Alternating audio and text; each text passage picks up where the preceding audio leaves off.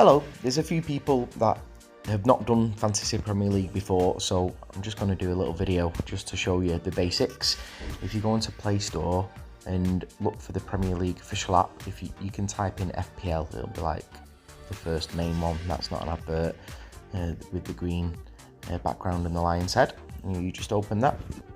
It probably will bring you up on this screen, which is the latest, and at the bottom, as you can see, there's a control panel there.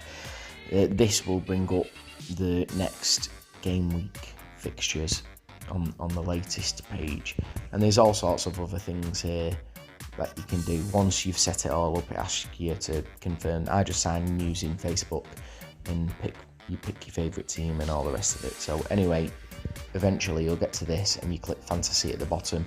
Yours will say, if you've not picked your team, pick your team now, or something like that. So when it goes on to transfers, when you come to pick your team, this is what it'll come up like. You can play any working formation that you want. So this is my team at the moment. So this is my team, and I'm playing a 3-5-2, but you can play a 4-4-2. You can play a 3-4-3.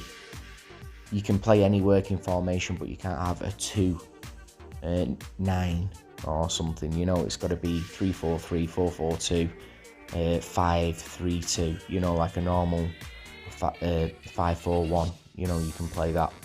So, but mainly, I think a lot of people play a 3-5-2 and stack the midfield.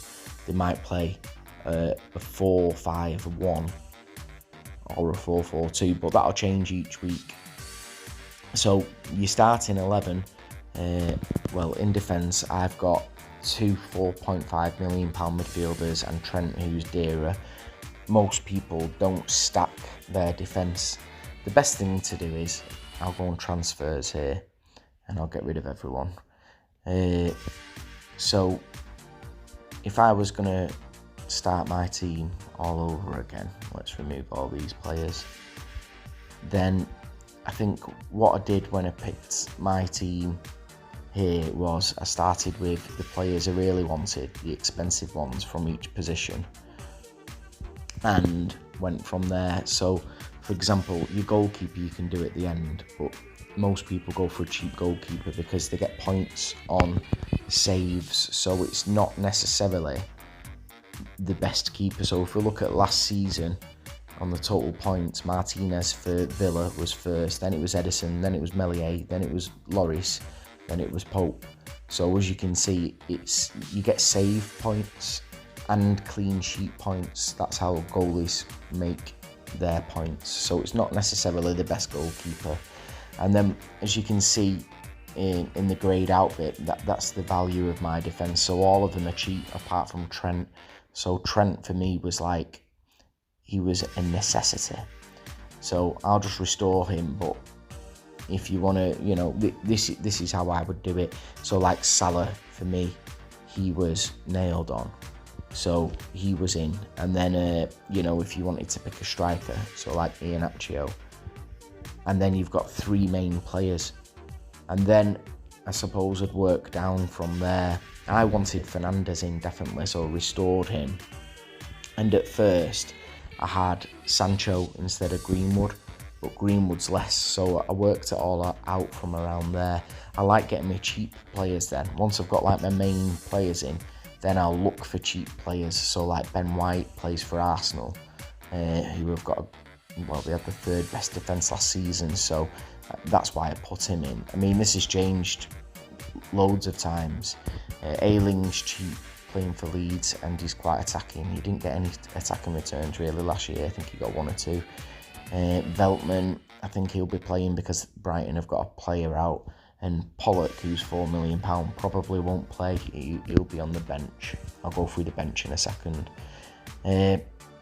Jota, I wanted two attacking players from Liverpool because of their fixtures. So if you go on a player and you click on full profile, that will show you the results when there is some, and if you click on fixtures there, it'll show you the fixtures, and the FPL app tell you on the left hand side by the colour how hard they think the fixture is, although sometimes I disagree. It also tells you, if you have a look on full profile, at the top, the value selected, how many points for the current game week, total points, that'll go back down once it starts to 0. How many bonus points they scored, so you can score bonus points, and that's for like man of the match performances, and it goes down 3, 2 and 1. So if you've got a player who always has a good game, then they score lots of bonus points. So I've put Willock in. He's hopefully signing for Newcastle, but to be honest, I'm probably going to change him. So I put Greenwood in again because I think he's going to play, and I want 2 United midfielders for the opening fixtures. So let me restore. So then I had Danny Ings. Obviously, he's moved to Aston Villa. He is a main striker, and João Pedro is Watford's 19-year-old Brazilian striker. They've just come up. He only scored 9 last season, but he's quite cheap and he plays every game. But there are a few good other strikers around this price. For example, Southampton have just signed Armstrong, so I've been looking at him. Although, so he's 6 million. So, you go through. A good thing to do would be to go on all clubs and to see who's most selected. So that's the selected aisle there. Ivan Toney's quite highly selected. He's 6.5. Antonio, Kane. And if you go on this screen, when you're selecting your player, the little information on the left there, if you click on that, you can look at what fixtures they've got. So Brentford have got Arsenal, which is grey here, but I think that's probably red. They're a good team. Then Palace, then Villa, then Brighton, then Wolves. So it's not a bad start. So Tony won't be a bad shout, and a lot of people have him, obviously, hence that. And you can go down and have a look here. Like, as you can see, Obafemi, he's 4.5 million and he's quite highly owned, and that's because people put him on the bench so that they can spend more on their first team. I've got Pedro in at 5.5 because he's going to be on my bench, but I know he plays every week. So I could save a little bit of money there and just waste the transfer. So when you go to pick your team, as you can see below, I've got a bench. And what happens is, if a player doesn't play, then your bench player will automatically go in.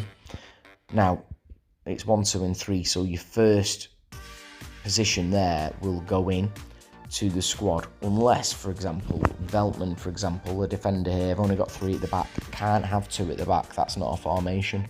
So if it's not a formation like that, or for example, if Pedro doesn't play as well, then it'll go on to 2. So it'll go on to Ayling and it'll put Ayling in. But if a midfielder goes out, for example, Jota doesn't play, then Pedro can go in and it'll make it a 3-4-3, if that makes any sense. So put your subs in order of what you want them to come on. So Pedro's my first because he's playing Villa to start with, and I know he's nailed on. The second is Ayling because he's playing United, so he's not my first choice out of the substitutes to play, but if he was playing a better fixture, I might put him in first. And then Pollock is last because he probably won't play. So that's how you do your subs bench. But as you can see on my subs bench, Pollock is 4 million, Ayling is 4.5. I could bring him down more, but I like having a bench that does play, and he's 5.5. So I do like having a bench that can play. At least a couple of them. Ideally, once a few games are going, I'll find a third playing defender. And also, if one of these has a bad fixture, it means you can put them in as well. Each week, you get 1 free transfer. Okay, so every week, once the game week's over, you can transfer 1 player. If you don't use that transfer in 1 week, you will have 2 transfers the next week, but that is the limit. So the week after, you won't have 3, it'll stay at 2. So, you want to be changing your team all the time, really, and having a look at the up-and-coming fixtures and stuff. You've got these 3 chips. If you look at above the goalkeeper now, you've got bench boost, free hit, and triple captain. So a bench boost, you want to save these for like when you've sorted your team fully out after a couple of months, because what it does is it plays every single player, even your substitutes, for 1 game week, and you can use that once a season. Okay, so I wouldn't use it now because I know Gunn isn't going to play and I know Pollock isn't going to play. But after a few weeks, when you see who's playing, who's looking good, who the value players are, then you might have a full bench, and then you might come across a game week where everyone's got good fixtures. So that's when you would use it. The free hit chip.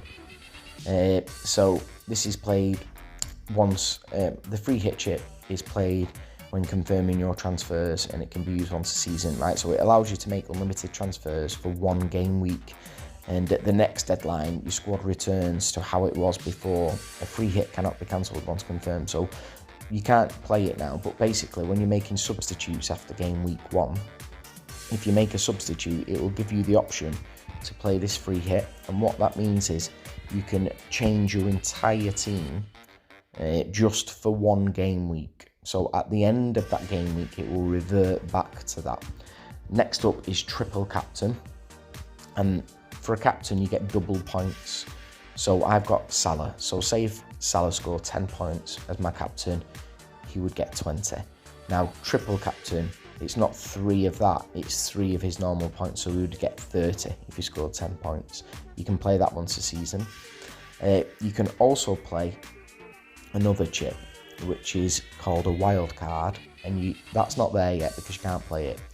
But that's when you can change your entire squad, and you can change everybody in it within budget, and it will stay like that, not like the free hit.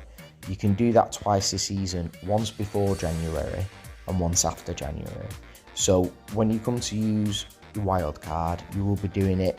You can do it straight away after a few weeks, but you need to do it before, before January. People tend to do it earlier on because you get another one in January anyway, although you could wait until December and then do your wild card, and then you can do another wild card in the closing weeks. But to start with, to make it easy, pick your main players and then pick cheap players around them. Have a look at how they did last season. Try and pick nailed on players. A lot of people that I speak to, it's like I had Turinzibi here, and he might not be nailed on. You want nailed on players like Willock. He won't play at Arsenal, but if he goes to Newcastle, he will play. He'll play every single game. So you want nailed on players. That's the main thing that you've got to do. Forget potential. And a big thing some people do is put in new players. So for example, I really like, so if we go on transfers, I really like Daka. Okay, so for Leicester have just signed a new kid called Daka. Here he is, right? And he's an absolute out-and-out beast. He's Vardy's replacement. That is 100% what he's been brought in for. He is an out-and-out striker. He's been scoring goals in pre-season. But even though he's amazing, he's not going to start every game. It's still going to be Vardy, and then Daka is going to come on probably every game in the 60th minute, and then eventually they'll phase him in through the season. That's how I see it going, but I'm not going to start with him because he's not nailed on. Okay, so that's how you pick your team. You've got £100 million to spend. If you need any help, just send us a message. I'll write a comment if I posted the video. But like I say, have a look at who's got good fixtures to start with, and then go there. Like, Watford, for example, have got 3 really good fixtures, and then they've got a run of pretty poor fixtures. And if you look at poor Norwich, let me just show you these for fixtures. So if I go on transfers and put in a Norwich, because I would put a Norwich, I think they've got, let's have a look, they've got a really good midfielder that they've just signed, Rashika. He's meant to be pretty good. Right, but if you look at Norwich's first fixtures, they've got Liverpool, City, Leicester and Arsenal. They probably couldn't get much worse than that, considering they've just come up to the Premier League. But after that, it might be worth, after they've been through hell, it might be worth bringing them in. So you've got to look at this. and then you confirm your team. You can change it as many times as you want up until the beginning of game week 1. You've got to make sure your team's done an hour and a half before the first kickoff of that game week, and you can check the fixtures in the latest tab to see when the first one is. A good way to keep in your transfer loop, and it is a little bit risky, is as soon as the game week's over, make your sub. But once you've made it, you've made it. So if he gets injured or someone else gets injured, then you run the risk. But also it means your team's always updated, and what a lot of people do is forget, and then once they've forgot, that's it, and then they give up. So don't do that. We also have the scoring as well. So for playing up to 6 minutes, you get 60 minutes, you get 1 point. So if they get subbed on after half an hour, they'll only get 1 point for their appearance. But if they start and they play over 60 minutes, they get 2 points. So that's why if anyone ever gets subbed off in the 59th minute, then it's quite annoying. Right, so as long as they get to 60 minutes, they get 2 points. For each goal scored by a goalkeeper or a defender, you get 6 additional points. For each goal scored by a midfielder, you get 5 points. That's why it's good having a goal scoring midfielder. And for each forward, it's 4. For each assist, it's 3. For a clean sheet by a goalkeeper, it's 4. So if a goalkeeper plays 90 minutes or above 60 and keeps a clean sheet, gets 6. And the same with the defender. So if a defender is playing week in, week out, so last season I put Stones and Diaz in, and they went on a massive run, and they were just getting 6 points every single week, both of them, and it's great. Clean sheet midfielder gets an extra point. Every 3 shots saved by a goalkeeper gets a point. That's why the rubbish teams, the goalkeepers, get more points. Every penalty save is 5 points to the goalkeeper. So that's also great when a keeper saves a penalty, but if they miss a penalty, a striker, they get -2. Bonus points for the best players in the match get 1 to 3. So they pick after the game the 3 best players, and they do the first best player, second best player, third best player. First gets 3 points, second 2, and third 1. A yellow card, you get minus. Every 2 goals conceded, you get -1. Sorry, that's my dog. For each red card, you get -3, and for an own goal, you get -2. So, and then there's others here, but you can have a look at the rules and stuff like that yourself. So that's important, taking that into account. Anyway, that's it. Thanks a lot. Any more questions, let me know. Bye.